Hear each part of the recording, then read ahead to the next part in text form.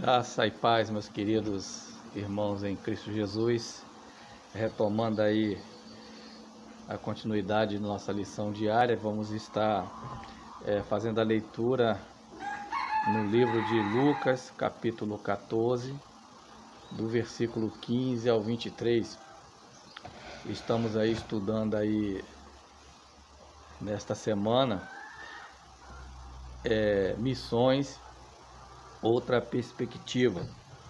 E o livro de Lucas, capítulo 14, versículo 15 ao 23, nos traz aqui um diálogo de Jesus dentro de uma perspectiva muito interessante. Jesus ali, junto com os seus discípulos e seus seguidores, ele observa que as pessoas convidadas, estavam escolhendo ali os primeiros lugares, as pessoas que estavam convidadas ali, procurando os primeiros lugares ali para ouvir de Jesus. Logo no versículo 7 do capítulo 14 já fala essa observação que Jesus acabou fazendo, junto àquelas pessoas que estavam ali. Então no versículo 15 ele propõe aqui uma parábola muito interessante, onde a palavra diz assim: ora, ouvindo tais palavras, um dos que estavam com ele à mesa disse-lhe: bem-aventurado aquele que comer pão no reino de Deus. Ele, porém, respondeu: certo homem deu uma grande ceia e convidou muitos. À hora da ceia, enviou o seu servo para avisar aos convidados: vinde, porque tudo já está preparado. Não obstante, todos a uma começaram a excusar-se ou recusar. Disse o primeiro: comprei um campo, é preciso ir vê-lo. Rogo-te que me tenhas por escusado. Outro disse: comprei 5 juntas de bois e vou experimentá-las. Rogo-te que me tenhas por escusado. E outro disse: casei-me e por isso não posso ir. Voltando o servo, tudo contou ao seu senhor. Então, irado, o dono da casa disse ao seu servo: sai depressa para as ruas e becos da cidade e traze para aqui os pobres, os aleijados, os cegos e os coxos. Depois lhe disse o servo: Senhor, feito está como mandaste, e ainda há lugar. Respondeu-lhe o Senhor: sai pelos caminhos e atalhos e obriga a todos a entrar, para que fique cheia a minha casa. Até aqui. Muito interessante, né? Essa leitura. A gente precisa ter um certo cuidado em fazer essa leitura, para que a gente possa entender. O versículo 15 aqui do capítulo 14, a gente vê o bem-aventurado aquele, né? Mas foi uma expressão piedosa, e convencional, talvez visando ali uma mudança de assunto, não é verdade? Porque a conversa anterior, a partir do versículo 7, estava se observando ali que os convidados escolhiam os primeiros lugares, né? Então, a gente vê ali a observação de Jesus e uma fala do Senhor com relação a essas coisas, né? A essas coisas. Então, como o versículo 10 aqui diz, né? Pelo contrário, quando fores convidado, vai tomar o último lugar, para que quando vier o que te convidou, te diga: amigo, senta-te mais para cima. Ser-te-á isto uma honra diante de todos os mais convivas, ou diante de todos os convidados. Então Jesus já estava ali dando um puxão de orelha para aqueles que ficavam igual louco, querendo o primeiro lugar. Isso nos lembra o apóstolo Paulo, lá em 1 Coríntios, quando ele institui ali como se proceder na ceia do Senhor, né? O apóstolo Paulo, ele é didático naquele momento. Acho que é uma das melhores passagens da instituição da ceia, porque ela é muito didática. né? E ela demonstra muito bem essa característica humana, né? De querer ser o primeiro, de querer estar ali, olha, eu sou o cara, eu sou o principal da foto, né? Então o ser humano tem o indivíduo tem essa questão, né? Então Deus repreende. Então, quando vem esta palavra, né? Ora, ouvindo tais palavras, os que estavam com ele à mesa, disse. Então, alguém com ele à mesa disse assim: bem-aventurado aquele que comeu pão do reino de Deus. Então, esse um dos convidados que estava à mesa, né? Resolveu dar uma quebrada, né? Nessas palavras que um tanto dura do Senhor Jesus, fazendo as pessoas se centrarem. Mas aí o Senhor, ele vem com uma outra parábola. Ele, porém, respondeu: certo homem, né? Então ele já vai logo dando essas dicas, né? De como proceder e para que ele veio, né? Então aqui nós temos aqui no 18, do versículo 18 ao 20 que nós lemos aqui, nós vemos as desculpas que eram transparentemente desonestas, né? As desculpas que estavam dando para não participar daquele banquete, daquela ceia, né? Dessa parábola que o Senhor está proferindo aqui. Pois ninguém compra um campo ou boi sem um exame prévio, e se alguém o fez, não haveria pressa. Então, toda e qualquer desculpa que foi dada aqui para não comparecer a essa ceia, não tinha sentido.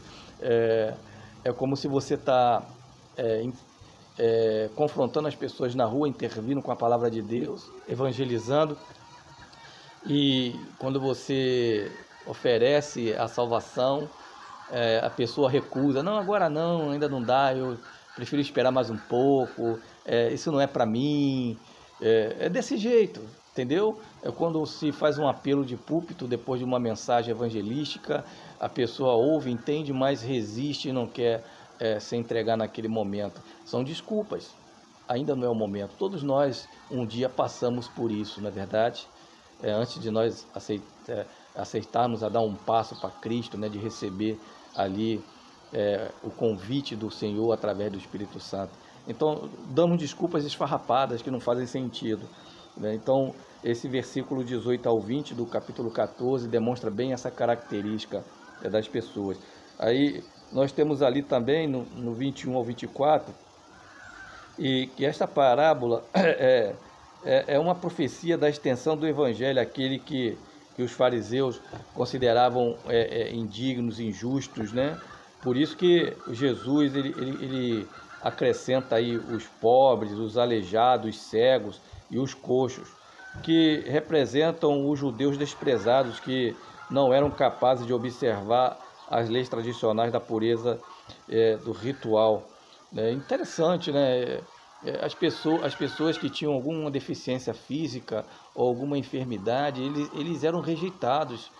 É como se você só tivesse direito a participar dos rituais ou direito à salvação se você fosse puro. Eles interpretaram errado aquela oferta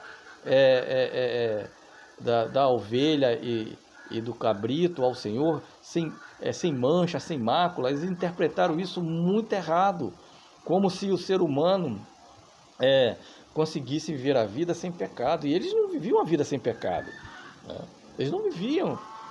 Lembra daquela história de Jesus com a prostituta? Quem não tiver pecado joga a primeira pedra, né? E saíram todos de fininho dali, envergonhados. Então essas pessoas eram tremendamente rejeitadas, não valiam nada na sociedade, principalmente aquelas que não eram judeus, que eram gentios. Isso era terrível. Jesus estava ali ensinando e quebrando, né, os paradigmas que esse povo tinha, né? Então, Jesus ainda manda o servo, na parábola, ir ao longo do caminho atalhos, né? Esses caminhos, esses atalhos já não eram mais os judeus, aí já eram gentios, aqueles que não eram judeus, né? Esses já eram gentios. Então Jesus ele agrega todos, tanto os coxos, os aleijados, os enfermos, como os gentios, aqueles que não faziam parte da linhagem judaica, né? Esse nosso Deus é maravilhoso, né? Então essa parábola conclui com uma advertência às elites de Israel que rejeitam o Messias, pois elas não terão uma segunda chance, né? Então, as elites de Israel era muito difícil, é muito difícil. E as elites, né, no contexto geral, por isso que a palavra diz que é mais fácil um camelo passar por um buraco de uma agulha do que um rico entrar no reino dos céus, né? Então, não é impossível, mas a dificuldade é muito grande, até pelo que já viveu, pelo que já construiu, acha que tudo já está muito bom, assim como aqueles que vivem no pecado, né? E gosta de viver no pecado e ver a vida errantemente. Então, essa missões em outra perspectiva, ela nos mostra esse contexto de como Jesus vem trabalhando na vida do povo e nos apontando também como nós devemos estar atuando a nossa vida também. Então, a nossa vida como servo, como um servo missionário que todos nós somos, que temos a graça da salvação, é fazer esse convite para esse grande banquete, para essa grande ceia no reino dos céus com o Senhor, né?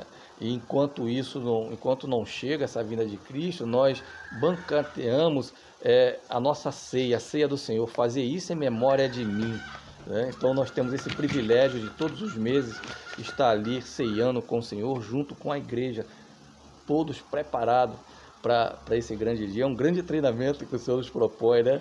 E a gente nunca esquecer, né? Fazer isso em memória de mim, em memória daquele que está vivo, né? Graças a Deus, isso é tremendo. E fazer parte das promessas gloriosas e as bênçãos ricas para a nossa vida que Deus tem, né?